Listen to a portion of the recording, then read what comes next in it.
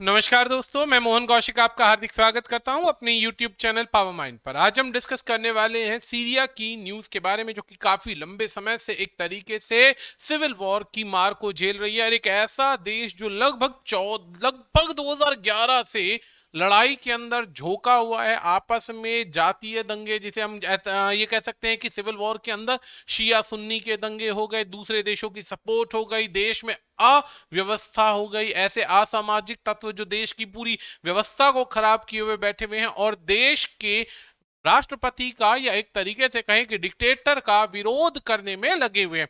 ऐसी परिस्थिति के अंदर एक लंबे समय से चलती हुई सिविल वार जो कि समाप्त हो चुकी है, आज उसके बारे में कुछ जानकारी पढ़ते हैं। तो सबसे पहले यहाँ पे नक्शे में देखते हैं कि सीरिया असल में किस किस हिस्से के अंदर है, ताकि आपको समझ में आए कि कौन से क्षेत्र में सीरिया का कंट्रोल दोबारा से वापस आ गया है, पूरा प्रेसिडेंट रूल लग गया है और कैसे सिविल वार को समाप्त किया गया है।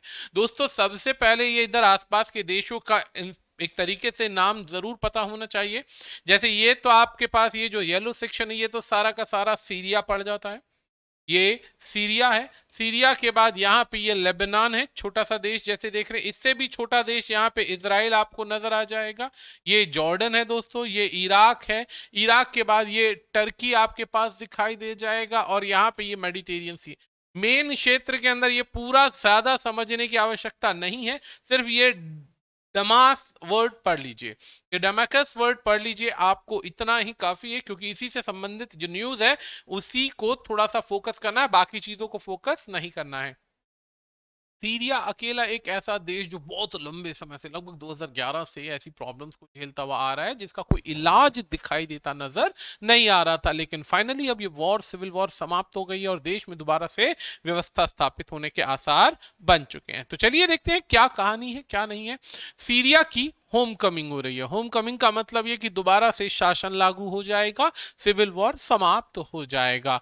On Arab league decision, Arab league यानी जितने भी अरब के देश थे उन सब की एक तरीके से डिसीजन लिया कि वापस लिया जाए, सीरिया को दोबारा से अपने खेमे में लाया जाए, अपने खेमे के अंदर जोड़ा जाए और जो अलग अलग तरीके की कुव्यवस्था चल रही है उसको समाप्त किया जाए। वैसे तो असलियत में यह है कि सीरिया के अंदर खुद में इतना दम नहीं था, या अंदर में जो लड़ाके थे उनमें इतना दम नहीं था कि लंबे समय तक लड़ाई लड़ सके। इसके लड़ाकों को लड़ाई लड़ने के लिए अलग अलग देशों से सपोर्ट मिल रही थी। एक तरफ रशिया जो था वो सपोर्ट कर रहा था देश की सेना को, तो दूसरी तरफ यूएस हो गया, यूएस के बाद यूके हो गया, अदर कंट्रीज हो गए, यूएई हो गई, ये बेसिकली उस व्यवस्था को बर्बाद करने के लिए लड़ाई लड़ रहे थे। तो आगे बढ़ते हैं, क्या कहता है। आगे बढ़ते हैं तो सबसे पहले यहाँ पे बाकी चीजें समझने के लिए ये परसेंटेज को समझ लीजिए कि क्या हिस्सा है। सबसे पहले ये ब्लू डॉट आपको नजर आ रहा होगा बच्चा, सबसे पहले ये ब्लू डॉट नजर आ रहा होगा। यहाँ पर ये ब्लू डॉट है, ये सुन्नी के लिए है, जो कि एक बहुत बड़ा वर्ग है जो एक तरीके से मैक्सिमम आबादी को लेकर बैठा हुआ है। इसके बाद में ये पर्पल कलर जो आपको दिखाई दे रहा है, ये आपके पास ये वाला हिस्सा कहलाएगा, जो कि आपके असीरियंस हैं। इसके बाद में ये हिस्सा जो ग्रीन कलर का, ये कुर्द का है, जो कि कुर्द अपने आप में है। शियाज का ये हिस्सा है, यानी ये शिया हो गए बच्चा, ये सुन्नीज हो गए, और बाकी जो है वो इतने इंपॉर्टेंट नहीं है। अब यहां पर कहता है अरब नेबर्स, यानी अरब यानी कि जितने भी अरब देश हैं, खाड़ी देश हैं, उनकी बात हो रही है। अरब नेशंस या नेबर्स मस्ट हेल्प, यानी कि उन्हें अब मजबूर होकर के मदद करनी पड़ेगी। किस चीज की मदद करनी पड़ेगी?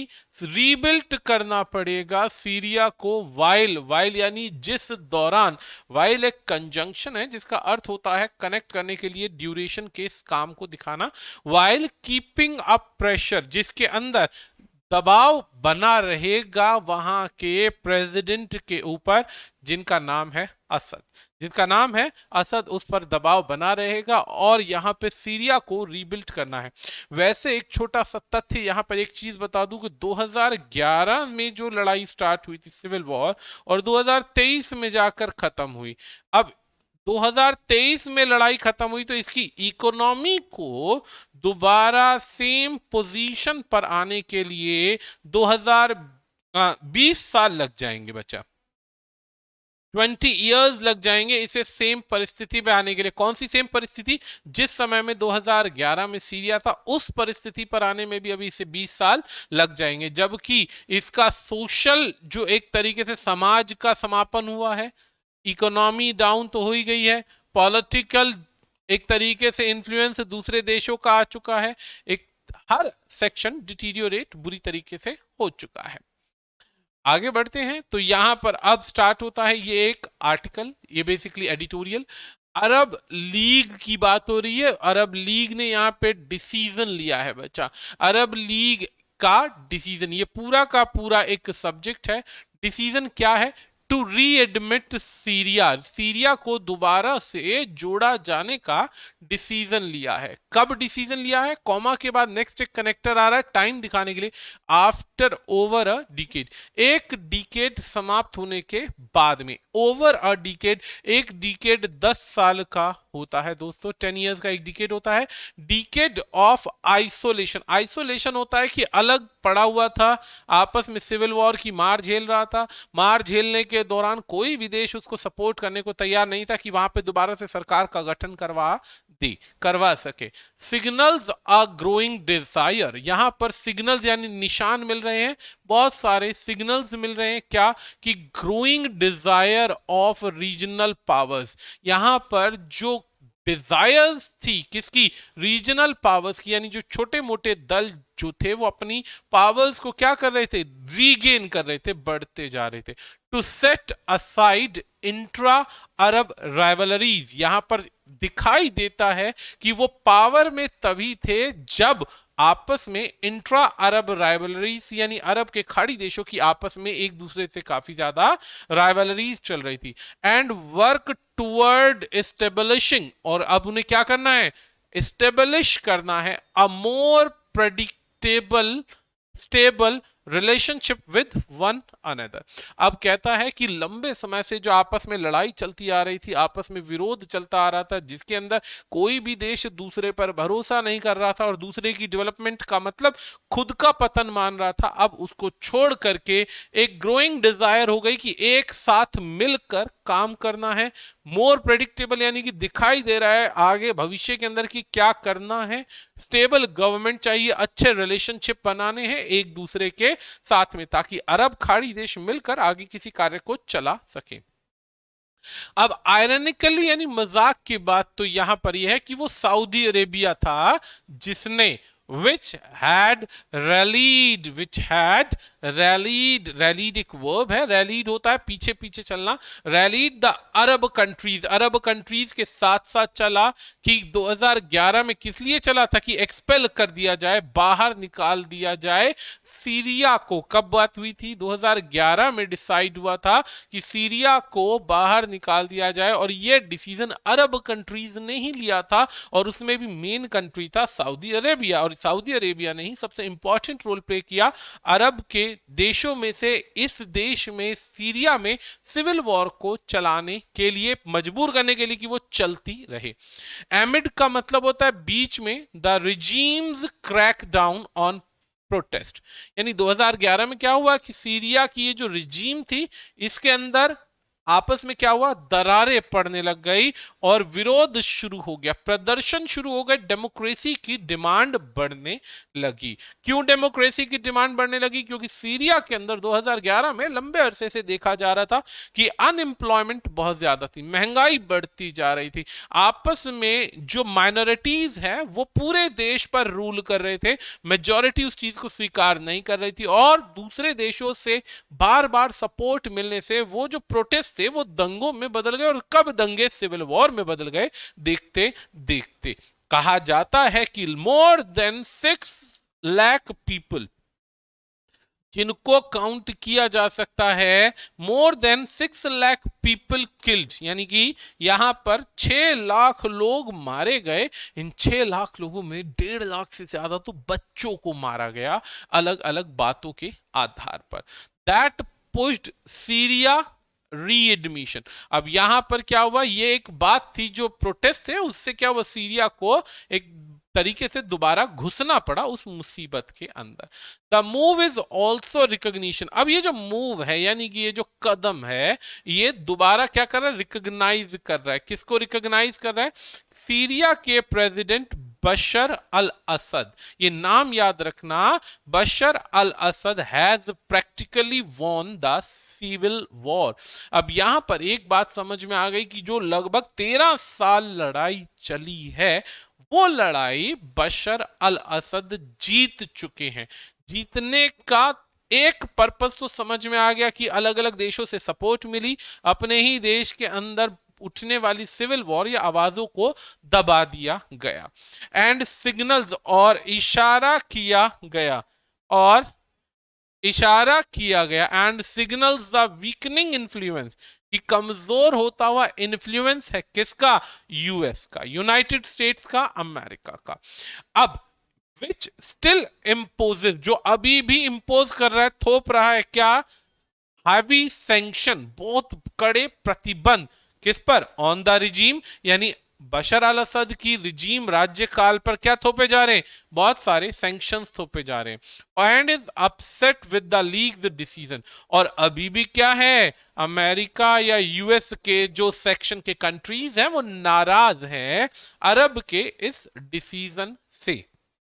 अब एक बात समझ में आ जाएगी दोस्तों, लंबे अरसे से जिस भी देश में सिविल वॉर रहा है, जिस भी देश में अस्थिरता रही है, या जिस भी देश के अंदर इस प्रकार के आतंकवादियों का साथ दे करके हिजबुल्लाह, मुजाहिदीन या ऐसे संगठनों का साथ पाकर कैसे किसी देश की अर्थव्यवस्था टूटती है और तोड़ने के पीछे कहीं ना कहीं अमेरिका का हाथ आपको दिखाई देगा। अगर आपको इस बात का भरोसा नहीं होता तो थोड़ा पीछे चलते हैं, कोरिया की बात करते हैं।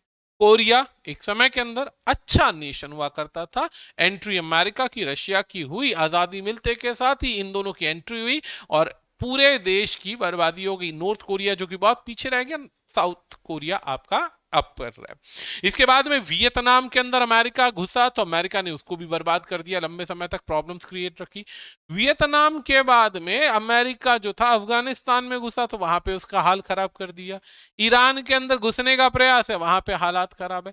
जिस भी देश में अमेरिका ने एंट्री करने का प्रयास किया वो देश कभी भी तरक्की नहीं कर पाया, ना उस देश में कभी वॉर खत्म हो पाई, ना ही और कुछ। क्यों? क्योंकि अमेरिका के आप कंसेप्ट को नोटिस कीजिए तो अमेरिका का मेन काम क्या है कि जितने भी देश हों उन देशों के अंदर कोशिश करके सिविल वॉर क्रिएट किया जाए या ज्यादा से ज्यादा वॉर स्टार्ट की जाए। वॉर स्टार्ट होगी तो अमेरिका का जो मेन प्रायर काम है वेपनरीज का, आर्मर्स का, हथियारों को बेचने का, वो फ्लोरिश करेगा और अमेरिका की इकोनॉमी अपने आप डेवलप कर जाएगी।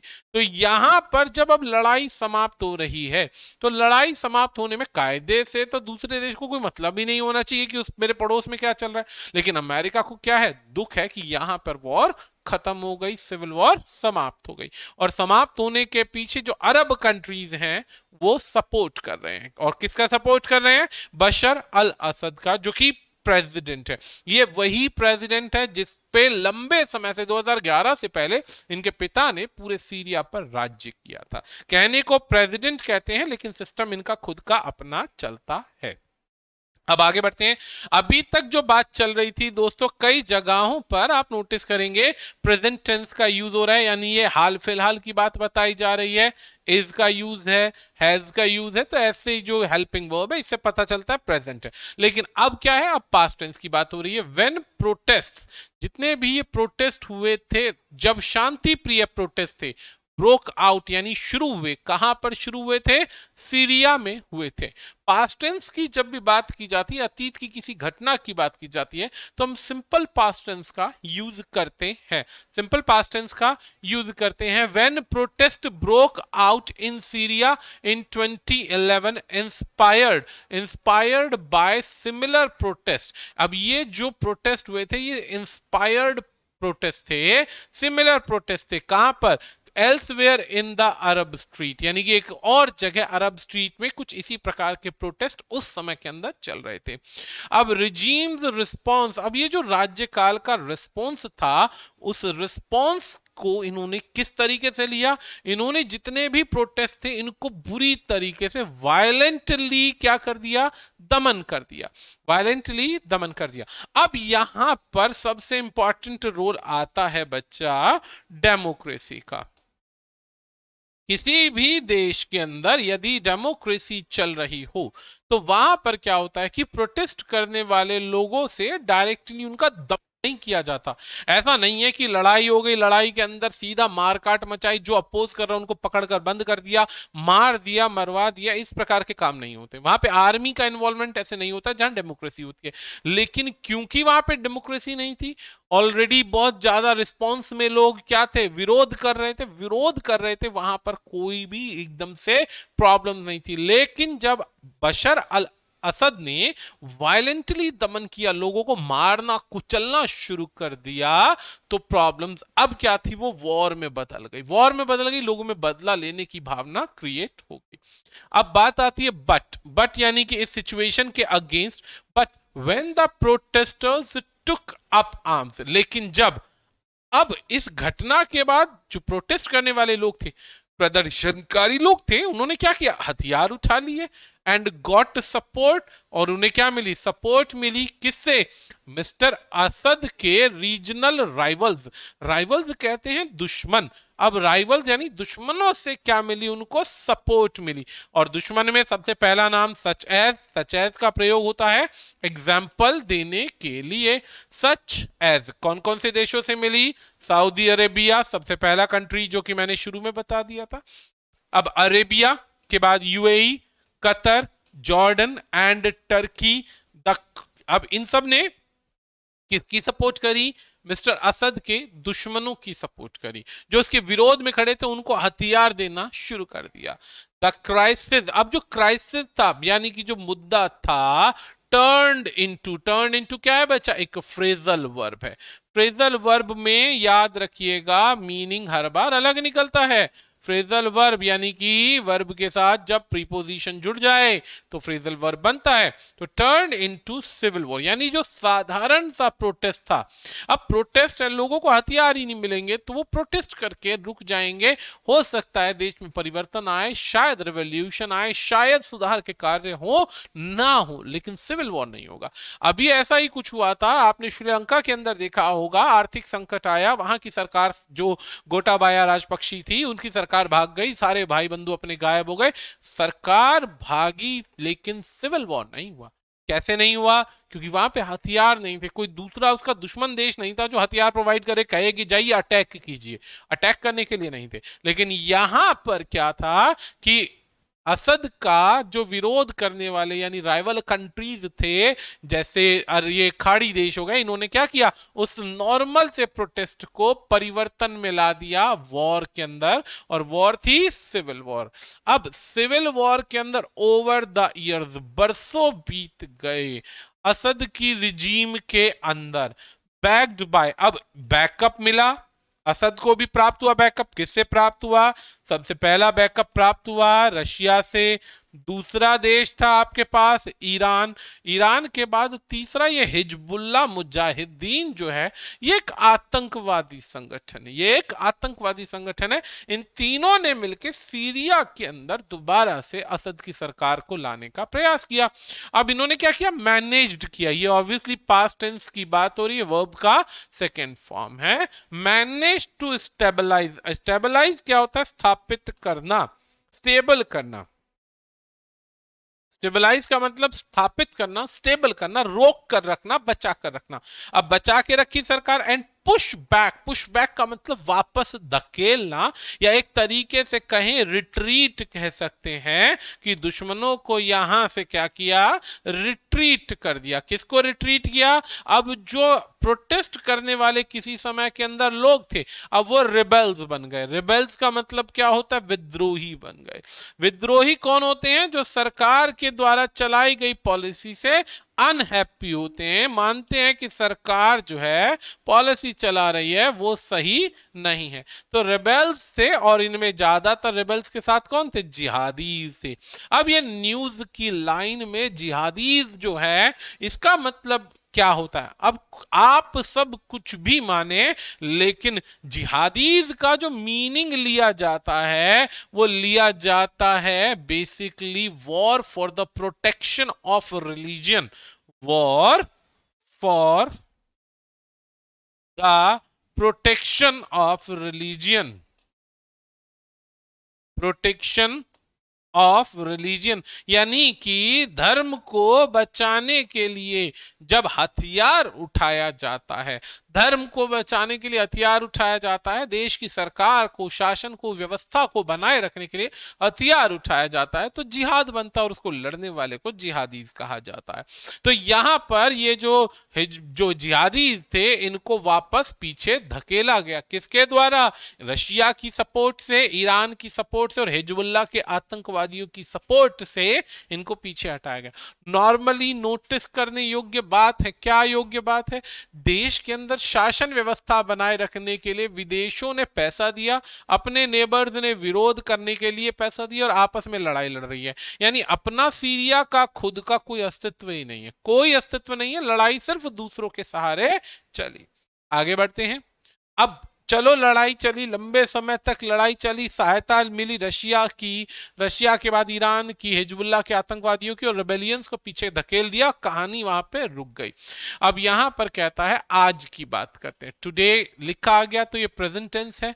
समय से अगर कोई भी सेंटेंस स्टार्ट होता है तो एडवर्ब के बाद एक कॉमा की आवश्यकता होती है। मिस्टर असद कंट्रोल, अब की बात है, मिस्टर असद क्या कर रहे हैं? कंट्रोल करते हैं। किसको कंट्रोल कर रहे हैं? Most of the country. अब जैसे ही लिखा आ गया मोस्ट ऑफ द कंट्री, इस पॉइंट से ये समझ लीजिएगा कि पूरे देश पे अगर कंट्रोल होता तो लिखा जाता controls the country, controls the country, लेकिन ग्रामर में थोड़ा सा परिवर्तन किया और इन्होंने केवल एक वर्ड लिख दिया most of the. Most of the यानी कि ये इस कंट्री का मैक्सिमम सेक्शन है, क्वांटिटी की बात कर रहा है कि पूरे देश को सपोर्ट नहीं किया जा रहा है, पूरे देश को असद साहब जो हैं वो कंट्रोल नहीं कर रहे हैं। असद किसको कंट्रोल कर रहे हैं इस समय? मोस्ट ऑफ द कंट्री, बड़ा हिस्सा कर रहा है, यानी अभी भी कुछ ऐसा है जहां पर उसका कंट्रोल नहीं है। कौन सा हिस्सा है? एक्सेप्ट इदलिब नाम का जगह है। इदलिब कौन सा है? इदलिब नॉर्थ वेस्ट के अंदर एक क्षेत्र है, प्रोविंस है, जिसे वो कंट्रोल नहीं कर रहा। अब ये किसके द्वारा कंट्रोल हो रहा है? तो विच इज रन बाय, जिसे चलाया जा रहा है अ फॉर्मर अलकायदा यूनिट, यानी इदलिब के अंदर जो है इस समय उसको चलाने के लिए अलकायदा की एक यूनिट है जो उसको चला रही है। And the north eastern part, और जो उसका नॉर्थ ईस्टर्न पार्ट है उसे रूल किया जा रहा है कुर्द के द्वारा। कुर्द मैंने आपको पहले बताया था कि जब एथनिक डिवीजन की बात करते हैं सीरिया में तो कुर्द भी एक बहुत बड़ा सेक्शन कवर करता है। शिया, सुन्नी, कुर्द, ये कुछ इस प्रकार की जातियां हैं जो एक तरीके से कंट्रोल कर रही हैं। Where US has military presence, अब ये इस क्षेत्र में आज भी मिलिट्री प्रेजेंस है यूनाइटेड स्टेट्स की, यानी अमेरिका की। सबसे इंपॉर्टेंट रूल, अमेरिका को ना तो इनवाइट किया गया ना और कुछ, लेकिन आप नोटिस करेंगे अनावश्यक लड़ाई के अंदर एक तरीके से केकई का रोल प्ले करती है। कौन करती है? अमेरिकन गवर्नमेंट रोल प्ले करती है। किसी भी देश को लड़वाना हो तो इधर का उधर और उधर की इधर वाली परिस्थिति क्रिएट करता है कौन? केवल और केवल अमेरिका। ये बात याद रखिएगा। आज भी मिलिट्री की प्रेजेंस है। कहां पर है प्रेजेंस?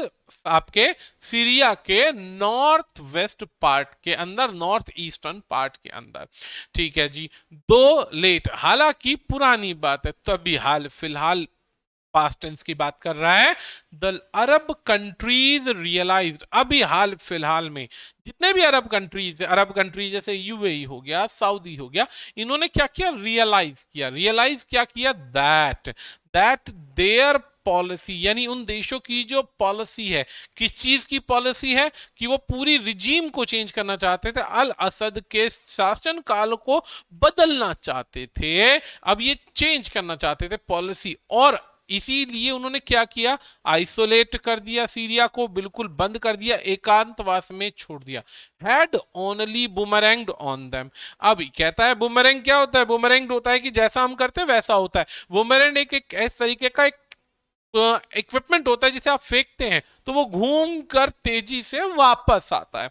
तो जब बूमरैंग किया तो अब यहां पे कहता है कि अरब कंट्रीज कहते हैं कि सीरिया की सरकार गिराने के प्रयास में इनका खुद का भी काफी ज्यादा नुकसान हुआ है। As Syria was expelled from the Arab leagues, अब यहां पे कहते हैं कि जैसा कि आप जानते हैं कि सीरिया को अरब लीग से पहले निकाल दिया गया था, अरब कंट्री का हिस्सा नहीं माना जाता था। And Arab countries backed anti regime forces, अब यहां पे क्या हुआ, अरब कंट्रीज ने क्या किया, वापस ली एंटी रिजीम फोर्सेस, कहां से, सिविल वॉर से वापस ले ली। डेमेकस, जो मैंने आपको नाम बताया था शुरू में नक्शे में, डेमेकस मूव्ड क्लोजर टू ईरान, अब ये जो डेमेकस है वो ईरान के क्लोज चला गया। आज टुडे सऊदी अरेबिया जो है, the UAE, Jordan and other, अब क्या चाहते हैं, ये रीस्टेब्लिश चाहते हैं, क्या करना चाहते हैं, रीस्टेब्लिश करना चाहते हैं, किस चीज को, लॉस्ट बैलेंस को। कौन सा लॉस्ट बैलेंस, जो इन्हीं की वजह से सीरिया में खो गया है, इन्हीं की वजह से सीरिया में खो गया, और अपने उस बैलेंस को बनाना चाहते हैं कि अब जो भी है, चाहे अल असद है यही रूल करे चलेगा, रूल करे चलेगा, लेकिन अब इनको आपस में टाई करना है, बिगाड़ना नहीं है, रिलेशंस को प्रॉपर मेंटेन करना है।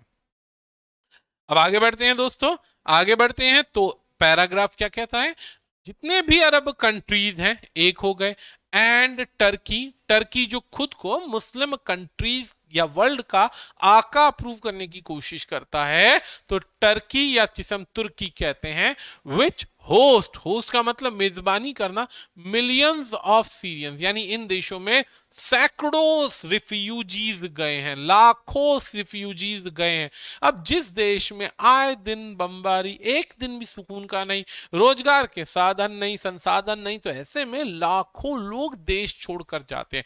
जो जिस नेशन के आसपास हो वो उधर भागते हैं। श्रीलंका में दंगे होते हैं, प्रॉब्लम होते हैं, मैक्सिमम लोग भारत कूदने की कोशिश करते हैं। पाकिस्तान में दंगे होते हैं, पाकिस्तान से इंडिया में कूदने की कोशिश करते हैं। तो ये एक समस्या आती है, हर एक व्यक्ति स्टेबल प्लेस चाहता है, तो want to send them back. अब ये जो है इन लोगों को वापस भेजना चाहते हैं कि भाई हमारे देश में आपत्ति बनाएंगे ये अगर इकट्ठे हुए, तो इससे अच्छा क्या है, बहुत सिंपल तरीका है कि ये क्या करें, ये अपने देश वापस जाएं, और वापस तभी जाएंगे जब देश की सरकार नॉर्मलाइज हो जाएगी।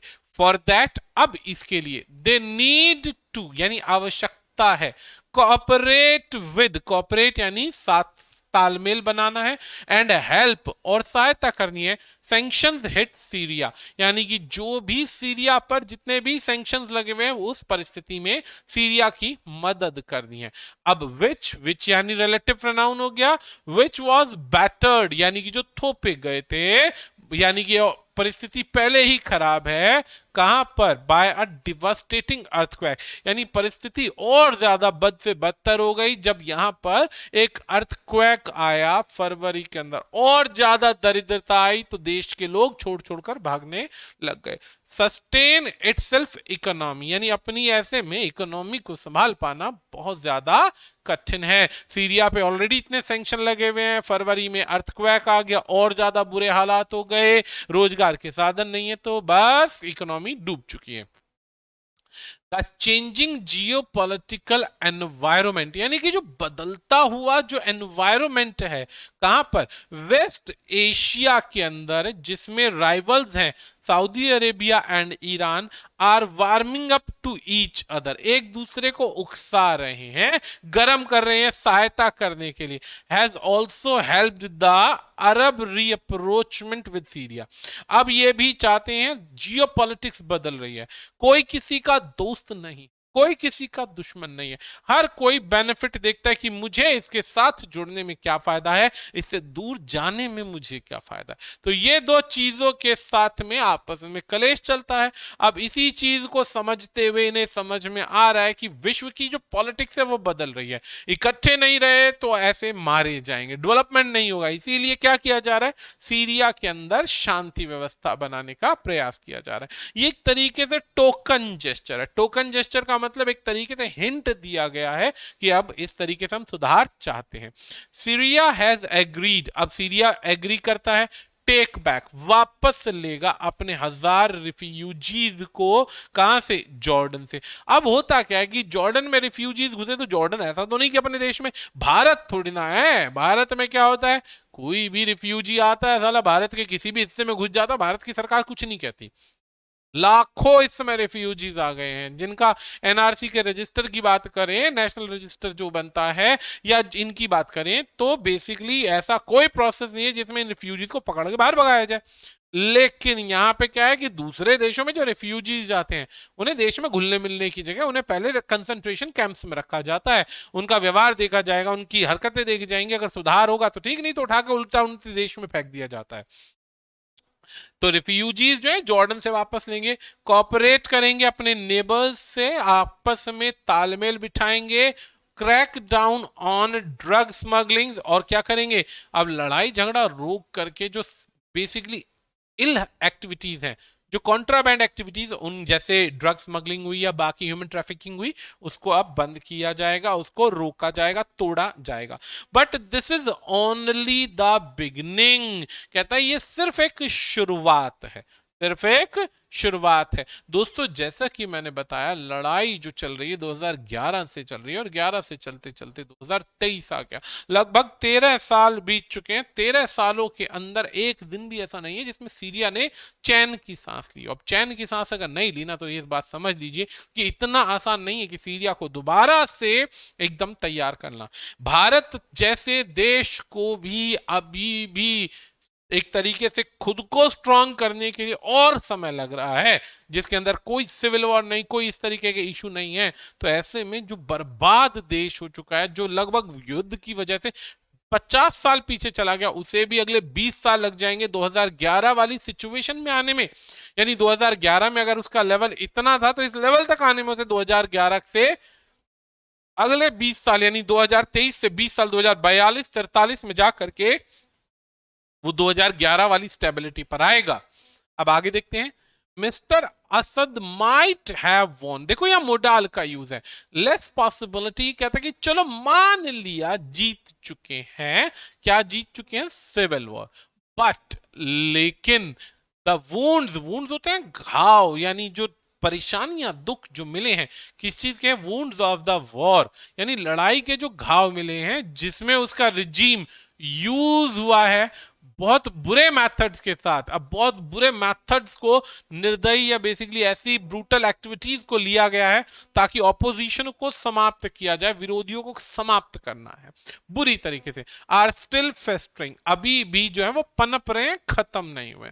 अब कंट्री को इंफ्रास्ट्रक्चर, या कंट्री का इंफ्रास्ट्रक्चर है, उसको आवश्यकता है भारी इन्वेस्टमेंट की, बहुत पैसा चाहिए देश को उठाने के लिए। इकोनॉमी नीड्स अ रीबूट, यानी रीबूट का मतलब जैसे कंप्यूटर में होता है ना, रीबूट कर देना, दोबारा से उस इकोनॉमी को जीरो से उठाने की आवश्यकता है। बहुत सारे मिलियंस ऑफ स्ट्रेंडेड सीरियंस, यानी कि जो सीरियंस छूट चुके हैं, बर्बाद हो चुके हैं, देश छोड़कर जा चुके हैं, have to be allowed to return, उन्हें परमिशन देनी पड़ेगी कि इन्हें वापस बुलाया जा सके। Arab countries could help Syria rebuild itself, Arab countries कर सकते हैं, यहां पे कुड हेल्प, कर सकते हैं सीरिया की मदद, वाइल ऑल्सो पुशिंग, अब इसी के अंदर वो क्या कर रहे हैं? दबाव दे रहे हैं मिस्टर असद पे, क्या? To reach out to opposition. अब कहते हैं कि यहां पे मिस्टर असद को भी दबाव दिया जा रहा है कि ऑपोजिशन से मिलो और एक परमानेंट सॉल्यूशन ढूंढो ताकि सिविल वॉर को पूरी तरीके से समाप्त किया जाए to the countries religious and political cleavages. कहता है कि देश में जो राजनीतिक मुद्दे हैं, आर्थिक मुद्दे हैं या धार्मिक मुद्दे हैं, उसके अंदर ऑपोजिशन से मिलो, उसके अंदर उससे तालमेल बिठाओ, एक बीच का मीडिएवल एक तरीके से रास्ता निकालो ताकि प्रॉब्लम को प्रॉपरली एक तरीके से फिनिश किया जा सके और उन इश्यूज को समाप्त किया जा सके जिन पे आज भी युद्ध चलता जा रहा है। जो प्रॉब्लम्स हैं उनको समाप्त करने के लिए बाकी देशों से क्या हो रहा है? दबाव आ रहा है भाई। चलो जी देखते हैं, दबाव आ रहा है तो बात खत्म होती है। खैर ये यहां पे न्यूज समाप्त है। एक दो क्वेश्चन देख लेते हैं, 3 क्वेश्चन फिर ओवर करेंगे। अच्छा जी, when Wilbur Wright tried to sell his flying machine, जब विल्बर राइट ने कोशिश करी अपनी मशीनरी को बेचने की टू द यूएस गवर्नमेंट, अपनी यूएस गवर्नमेंट को बेचना चाहता था flying machine. The official incharge were, official incharge यानी जो बहुत सीनियर ऑफिसर्स थे जिनके कंट्रोल में इंचार्ज था वो थे वर। वर के बाद में हाईली मिसअंडरस्टूड, ये तो हो ही नहीं सकता, मिसअंडरस्टूड होता है किसी चीज को गलत समझ लेना।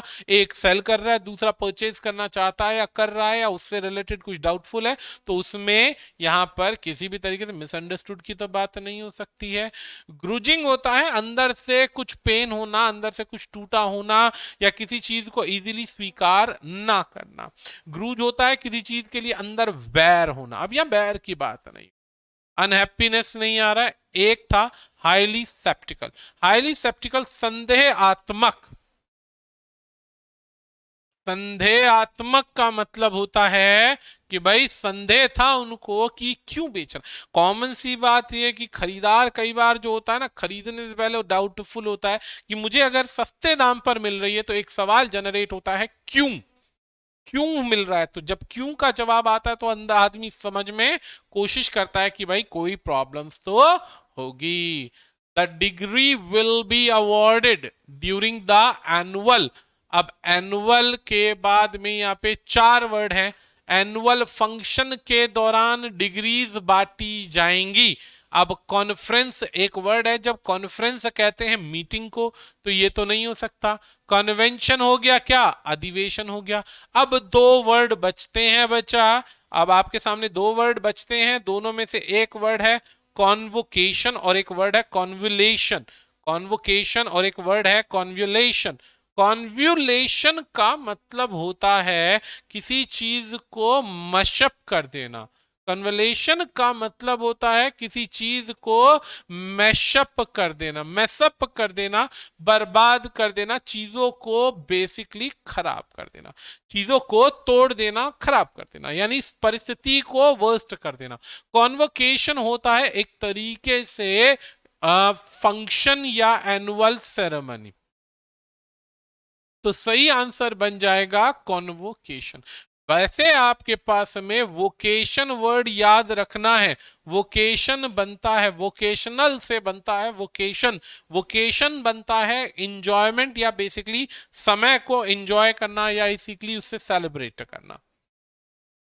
अगला क्वेश्चन हमारे सामने है, I hate him for the simple reason, मैं उससे नफरत करता हूं, बहुत छोटा सा रीजन है, that he keeps singing his on praise. ये तो बहुत सारे लोगों में एक आदत है ना, अपनी तारीफ करते रहते हैं। तो he keeps singing on praise, अपना गुणगान करते रहते हैं। कंटिन्यूअली टॉकिंग अबाउट हिमसेल्फ, अपने बारे में ही बात करते रहते हैं। ही इज एन इरिटेटिंग, वो एक बहुत ज्यादा इरिटेटिंग व्यक्ति है। इरिटेटिंग है लेकिन आगे क्या चाहिए, एडजेक्टिव चाहिए। इरिटेटिंग के बाद एक एडजेक्टिव चाहिए। He is a real, real के बाद डैश, वो असलियत में है, सच्चाई में है। Because for anything he does, यानी कुछ भी करता है वो, ही always expect something in return, हमेशा वापस उसको चाहिए, जो उसने किया उसके बदले में उसे कुछ ना कुछ चाहिए। वो एक सेल्फिश पर्सन है, वो एक सेल्फिश पर्सन है। हालांकि इसका आंसर तो हमें इसी में मिल गया, आंसर तो हमें मिल गया। अब क्या आंसर है बच्चा, देखते हैं क्या आंसर है, देखते हैं। सबसे पहला वर्ड होता है सेल्फिश, का अर्थ होता है घमंडी व्यक्ति, घमंडी व्यक्ति। अब यहां पर घमंडी व्यक्ति है तो ईगोइस्ट भी बनता है घमंड को दर्शाने के लिए, ईगोइस्ट बनता है घमंड को दर्शाने के लिए। अब यहां पर ईगोइस्ट तो हो गया, लेकिन मिसएंथ्रोपिस्ट होता है ऐसा व्यक्ति जो हेटर हो, ऐसा व्यक्ति जो हेटर ऑफ मैनकाइंड हो। अब यहां मनुष्य जाति से नफरत नहीं की जा रही है बच्चा, मनुष्य जाति से नफरत नहीं की जा रही है। ऐसा जब नफरत नहीं हो रही है तो ये 2 ऑप्शन तो कट गए, ये 2 ऑप्शन तो कट गए। अब नोटिस करना है, ईगोइस्ट घमंडी है, रियल ईगोइस्ट है, ये तो हमें समझ में आ गया कि वो सच्चाई में क्या है, एक घमंडी है। घमंडी है ठीक है जी। और इरिटेटिंग पर्सन है, क्यों? क्योंकि वो सेल्फ सेंटर्ड है। ईगोटिस्ट कहते हैं सेल्फ सेंटर्ड। सेल्फ सेंटर्ड का मतलब होता है केवल अपने ही गुणगान गाने वाला व्यक्ति, केवल खुद के बारे में बात करने वाला व्यक्ति। चलिए बढ़ते हैं लास्ट क्वेश्चन की तरफ, फिर हम आगे बढ़ेंगे। Dash the people looked well enough. पहली नजर में जब हम देखते हैं तो पहली बार में, क्योंकि यहां पे सबका मीनिंग क्या है, सबका मीनिंग सेम है, तो पहली नजर में जब हम देखते हैं तो यहां पर हर व्यक्ति अच्छा नजर आता है। लेकिन के बाद when one looked more closely, जब ज्यादा ध्यान से देखते हैं, टाइम बीतता है, तो वन सॉ दैट, प्रत्येक व्यक्ति क्या देखता है, their faces were filled with despair. Despair कहते हैं दुख को, ग्लूम को, नाराजगी को, डेस्पोडेंसी को। ऐसे अलग अलग मीनिंग बनते हैं। पोयम के अनुसार एक वर्ड के मल्टीपल यूसेज, मल्टीपल मीनिंग बनते हैं। तो कहता है कि जब हम पहली बार देखते हैं किसी को, ठीक है, तो जब हम पहली बार देखते हैं किसी को तो हमारे सामने यहां पे कोई वर्ड क्रिएट होता है। अब पहली बार जब देखा किसी को, तो पहली बार देखने के लिए यहां पर एक वर्ड है at first sight. At first sight, immediately, जब शुरुआत में हम किसी को देखते हैं। ऑन फर्स्ट साइट नहीं होगा बच्चा, और हम किसी को ऑब्जर्व नहीं करते हैं, मिलते हैं तो पता चलता है।